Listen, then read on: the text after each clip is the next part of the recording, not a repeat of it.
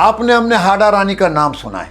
एक पिक्चर आई थी नई उम्र की नई फसल, उसमें कॉलेज विद्यार्थियों ने ड्रामा को खेला है, तो मैंने भी इसको अपने पाठ्यक्रम के अंदर अपनी किताब के अंदर पढ़ा है। हाड़ा रानी की घटना। अजमेर के पास एक छोटी सी रियासत है किशनगढ़ राठौरों की। उनकी बेटी है सुंदर चारुमती। औरंगजेब दिल्ली की गद्दी पर बैठा है, उसको चारुमती के बारे में पता लगता है। वो एक पत्र लिख करके भेजता है किशनगढ़ के राजा को, तुम चारुमती का डोला हमको दे दीजिए तो हम कुछ नहीं कहेंगे, अगर नहीं दिया सेना लेकर आएंगे, तुम्हारी सारी रियासत को नष्ट कर देंगे और चारुमती को उठा कर ले जाएंगे। किशनगढ़ के राजा ने सलाह की, मशवरा की, हम छोटे जरूर होंगे, लड़ते हुए मर जाएंगे, पर ऐसे चारुमती का डोला नहीं देंगे। औरंगजेब सेना लेकर चल पड़ा 50,000। इधर चारुमती महाराणा राज सिंह को पत्र लिखती है, इसी तरह औरंगजेब चल पड़ा है। आप जानते हैं हमारी छोटी रियासत है, लड़ नहीं पाएंगे, मैंने आपको अपना पति स्वीकार किया है, मेरा जीवन और मेरा सम्मान और हमारी रियासत आपके सामने है,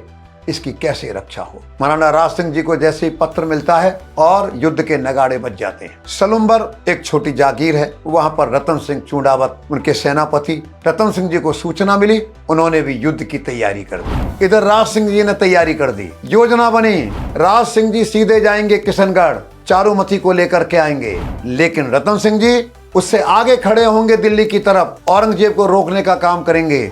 जब तक राणा राज सिंह चारुमती को लेकर के नहीं चले जाएं, तब तक उसको रोके रखना है। रतन सिंह जी को युद्ध की तो खुशी हुई, पर एक दुख हुआ थोड़ा सा, मेरी नई नई शादी हुई है, ये हाड़ी रानी है, ये क्या सोचेगी। गए इंद्र कुंवर को बताया, इंद्र कुंवर ऐसे ऐसे घटना घटी है और मैं सेनापति हूँ, मैं जा रहा हूँ लड़ने के लिए। नहीं तो अच्छी बात है ना, मेरा पति युद्ध में जाएगा, अच्छा काम करेगा, मैं आपको इतना विश्वास दिलाती हूँ, अगर तुमको कुछ भी हो गया मैं तुमको स्वर्ग में तुरंत आकर के मिलूंगा। चूड़ावत चल पड़ा, मोह है अभी रानी का। एक सैनिक भेजा कि सरदार ने कोई निशानी मंगवाई है, वो जिसको देख सके। हाड़ी रानी समझ गई कि चूड़ावत ने मेरा मोह नहीं छोड़ा है, कुछ करना पड़ेगा। तलवार ली, गर्दन कट गई। सैनिक थाली में गर्दन रख करके, कटी हुई गर्दन खून से सनी हुई, कपड़े से ढक करके चल पड़ा। जाकर के चूड़ावत सरदार को कि ये निशानी दी है, देखा, उन्होंने कपड़ा हटाया, उन्होंने उसकी माला बनाकर गले में डाल ली, और फिर जो उन्होंने युद्ध किया है औरंगजेब को रोकने के लिए, एक जुनून में भरकर, जोश में भरकर चूड़ावत रतन सिंह भी मारे गए। इधर महाराणा राज सिंह चारुमती को लेकर के आ गए। भाइयों, मैं अपने राजस्थान के प्रवास पर था और मैं प्रवास करते करते सलुम्बर पहुंच गया। ऐसे ही एक अच्छे पुराने भवन में बैठक हो रही थी।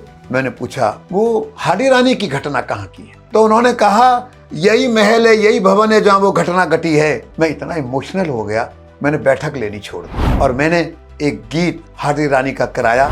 पता लगा सरदार को की लड़ाई में जाना है, तो कवि ने क्या कहा, सरदार खड़ा हो सैया से, मन में क्रोधित हो रिसाया, मैं आज नहीं रण को जाऊं, कह कर्म योग को विसराया, क्या यह मेरा अधिकार नहीं, किंचित आनंद मना पाऊं, मेवाड़ रहे या धूल मिले, मैं आज नहीं रण को जाऊं।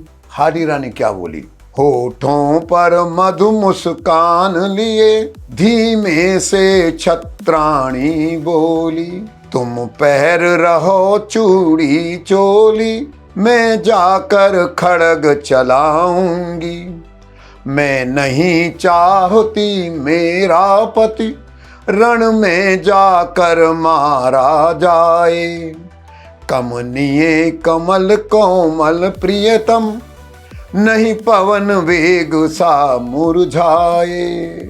जब सरदार ने ये बात सुनी, उसका जोश जगा, खड़ा हो गया।